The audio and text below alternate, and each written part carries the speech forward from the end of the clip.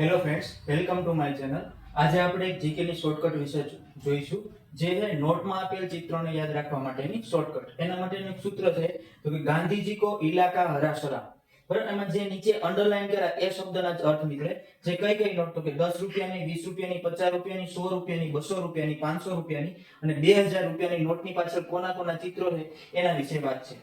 સૌપ્રથમ છે તો કે કો એટલે શું થાય તો કે કોણાર્કનું સૂર્ય મંદિર, જે છે એની કઈ નોટ તો કે 10 રૂપિયાની નોટની પાછળ આવેલું છે। એના ઉપરથી પછી છે બીજું ઈલા એટલે ઈલોરાની ગુફા, જે 20 રૂપિયાની નોટની પાછળ છે। પછી હ ઉપરથી હમ્પી, જે 50 રૂપિયાની નોટની પાછળ આવેલું છે।